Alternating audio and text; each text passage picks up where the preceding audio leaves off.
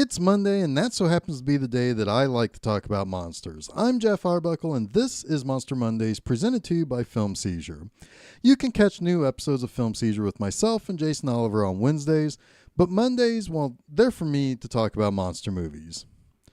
Well, we go last week from one of the best movies ever made about a sea monster to this week with perhaps one of the silliest, if not the worst.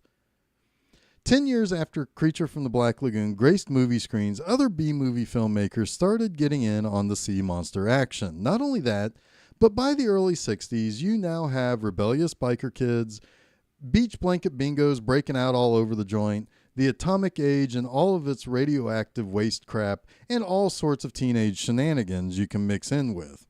That led director Del Tenney to decide to make what he called the first ever horror monster musical, The Horror of Party Beach. Tenney was definitely more of a schlockmeister that liked making movies for the teenage and young adult crowd to watch at drive-ins. He did this as well as a couple of other movies I'm aware of or have seen, like Psychomania and I Eat Your Skin, which I believe the latter, and this is no joke, played a double feature with a movie called I Drink Your Blood. Yeah, that's just a little side note that, of course, I know. Tenney had started out as an actor and even did some work as an extra in some bigger time movies, but ultimately decided to move into producing and directing these B movies.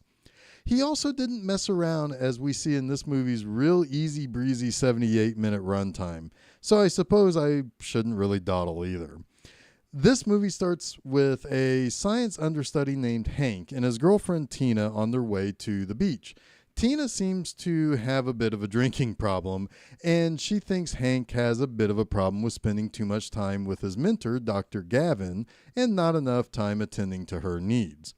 Good thing for Hank that Dr. Gavin has a cute daughter named Elaine that thinks he's the bee's knees. Meanwhile, a ship off the coast of Party Beach, I guess you could call it, dumps some barrels that contain toxic waste.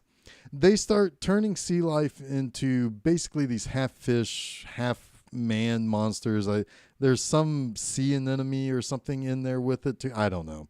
The monsters start making their way to the beach where teenagers are rocking out to a rock and roll band playing some pretty hot tunes and making guys in teeny tiny swim trunks and girls in pointy boob bikinis do goofy dances. Tina decides to make Hank a little jealous and starts dancing with a biker guy, which leads to Hank getting into a fight with that dude.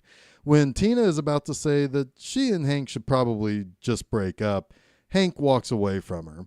She goes for a dance and also decides to maybe take a dip or something. I don't know what her thinking is. She's a mess. But she ends up getting killed by a fish monster. Later, Elaine is supposed to go to the slumber party with her college friends who seemingly all act like adolescent girls, but decides to blow them off. That's probably because she's an adult and these girls are acting like adolescent girls. I don't know. That's a good goddamn thing, too, because the girls think these guys from some frat house is going to crash the party, but it turns out that a bunch of fish monsters come crashing the party instead. There were like 20 of these girls here or something, and they basically all got massacred. At some point later, we see this family sitting down to watch the news to find out that, yeah, the news is just passing this off as an invasion of fish monsters killing these girls. I mean, who needs logical explanations for these deaths, right? I mean, now, Dr. Gavin was basically told by the police to work on the issue, and I guess maybe he said they were fish monsters, but do you see the problem here? There doesn't seem to be any indicator that this is necessarily a monster, and we sure as hell aren't shown or been given any opportunity to see any exploration into the idea that Dr. Gavin knows monsters are running about. Anyway, the monsters keep rampaging, and these three bimbos riding through town to get to New York City get lost and ultimately attacked. These creatures start stalking girls whenever they can in this town, and seemingly no one seems all that worried that they should just maybe stay indoors to, not be massacred. Anyway, after one monster misses out on getting a girl, he attacks a mannequin in the storefront window, only for the glass to cut off one of its arms, which causes the opportunity for Dr. Gavin and Hank to basically study it. What's interesting about it, though, the arm continues to live even though it's been severed from the body. Gavin discovers that basically these creatures are a protozoa and for some reason need human blood to live. They also discover that sodium will kill the monsters since it will dry out the protozoa and cause them to essentially explode into smoke and some sparkle flames. Dozens, if not hundreds more people get killed by these monsters. And the newsman says that science has confidence that they will find a way to stop the monsters, but didn't they already discover that sodium will blow these things up? So what's the holdup here? I guess they just don't have enough sodium, because Dr. Gavin asks Hank to call around to all the chemical companies and find sodium in mass quantities. He goes all the way to New York City in his 2-seater convertible to pick up all the sodium on the eastern seaboard, which I guess is basically the size of something that will fit into a 2-seater sports car. As Hank returns to town, he gets picked up by the police to follow him to a quarry where Elaine is in danger of being attacked by the fish monsters. Some confusing editing later, she ultimately slips and falls and gets her foot stuck between two rocks as fish monsters begin to approach. Suddenly it goes from late afternoon to the middle of the night as the monsters are about to eat Elaine. But Dr. Gavin shows up and starts blowing away these fish monsters with sodium. Hank finally arrives to get rid of the rest of the monsters, and everything basically turns out super neato keen, I guess. So let's get to my 3 things, shall we? First up, I ain't gonna hide the fact that this movie is utter crap, but boy is it fun crap. We have monsters going on mass murdering sprees. But we also have a fun rock and roll band playing on the beach for the kids. I don't think that the band even gets paid real money. I think they get paid through bringing these kooky kids joy. You got these kids just going around and making out with each other and saying silly one-liners like this shit is laughing or something. We even have comedic interludes with these drunk guys getting tossed from a bar. Too drunk to drive home, so they walk along the street and get attacked by sea monsters. It's utterly terrible, but damn, I love how light and breezy it is.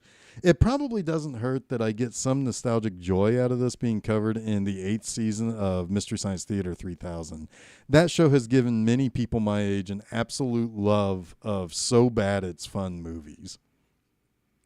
Second, I love it when movies have zero regard for continuity. Earlier in the movie, when the news first broke of these fish monsters terrorizing the town, the newspaper boy sells paper with 2 different headlines.